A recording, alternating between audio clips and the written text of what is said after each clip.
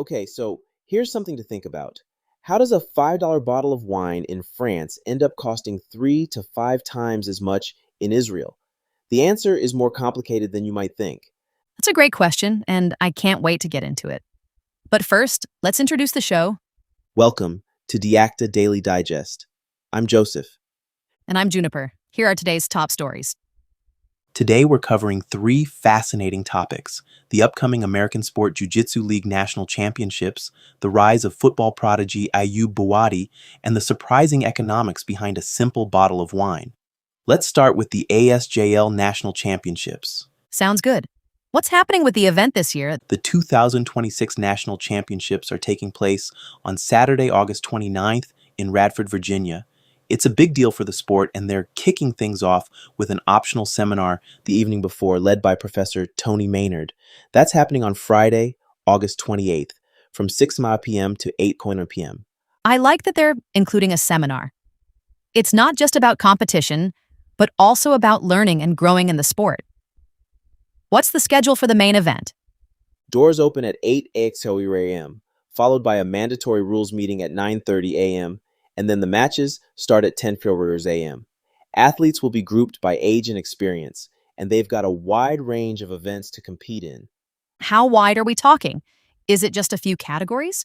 Or are they covering a lot of ground? They're covering a lot of ground. Competitors can enter events like continuous sport jiu-jitsu, gi jiu-jitsu, kata, kobudo, point sparring, duo, and self-defense. It's a comprehensive lineup that showcases the diversity of the sport. That's impressive. And what about registration? Is it easy for athletes to sign up? It's pretty straightforward. Online pre-registration is open until August 27 for $100, which covers entry into one or all events. If you miss the online deadline, you can still register on the day of the event, but it'll cost you $120. Spectator tickets are $10 at the door, and kids 11 and under get in free. That's great for families. It's always nice to see events like this making an effort to be accessible and inclusive. Absolutely. It's a great opportunity for the community to come together and celebrate the sport. But let's move on to our next story. Ayub Buwadi's incredible rise in the world of football. Oh, I've been following his story. From a small town in France to Manchester City. It's the kind of journey that feels almost cinematic. It really is. Ayub Buwadi grew up in Creil, a town about an hour from Paris. His family placed a strong emphasis on academics. His father works in banking, his mother in HR for the aeronautical sector, and one of his sisters even has a PhD in pharmacy. So education was a big deal in his household. That's incredible. And yet, he managed to balance all of that with his athletic pursuits. How did he get started in football? He joined a local club, AFC Creole, at the age of 5. Even as a young kid, he was exploring other sports like gymnastics, cycling, handball, and tennis. But football stuck, and he quickly stood out for his intelligence and leadership on the field. It sounds like he was always a step ahead of his peers. And academically, he was excelling too, right? Oh, absolutely. He completed his scientific baccalaureate a year early in 2024 with top marks and is currently enrolled in a mathematics program at the University of Marseille. His ability to juggle academics and athletics is nothing short of extraordinary. It really is. So how did he transition from local football to the professional stage? Buwadi joined Lila's academy and made quick progress through their youth teams. By 15, he signed his first professional contract.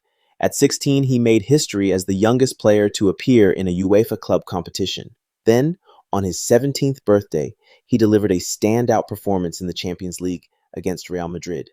That's incredible. And now he's moving to Manchester City? Yes, reports say the transfer is worth up to $100 million. It's a massive move, but it underscores how much potential people see in him. He's already made a name for himself internationally too, opting to represent Morocco at the World Cup. What stands out to me is his discipline and humility. It's no wonder he's achieved so much at such a young age. Absolutely. He's a role model both on and off the field. But let's switch gears to our third story.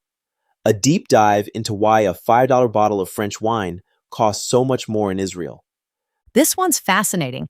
How does a 5 bottle of wine transform into a near premium product halfway across the world? It's all about the layers of costs that add up along the way. The wine starts at around 5.50 in France, which is about 19 shekels. By the time it hits shelves in Israel, it's selling for 50 to 70 shekels. That's quite the markup. What's driving it? A lot of factors. First, there's the cost of shipping and temperature control, especially in Israel's hot climate.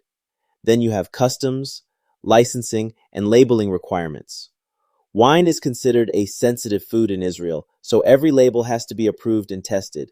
That sounds like a bureaucratic nightmare. And what about taxes? Taxes play a huge role. Israel imposes a wine tariff of 12% plus a minimum of 3.9 shekels per bottle. For inexpensive wines, that minimum tariff can represent nearly 38% of the original price. And then there are importer and retailer margins, plus VAT. It's no wonder the price skyrockets. But what's interesting is how the perception of the wine changes. Exactly. In France, it's just an everyday table wine. But in Israel, the higher price and upscale presentation make it seem more premium. It's a case of context and marketing reshaping consumer perception. It's a fascinating look at how global markets work. And it makes you wonder, could this process be streamlined to make imported wine more affordable? Some industry experts think so. They suggest simplifying testing procedures, aligning regulations with EU standards, and even pooling logistics among smaller importers to cut costs. But it's easier said than done. Definitely. It's a complex issue with no simple solution. But it's a great reminder of how much goes into the products we often take for granted. Absolutely. And with that, I think we've covered all three stories. Any final thoughts? Just that each of these stories highlights something unique. Whether it's the dedication of martial artists, the rise of a young football star, or the intricate journey of a bottle of wine. There's always more than meets the eye. Couldn't agree more. Thanks for the great conversation, and thanks to everyone listening. Until next time.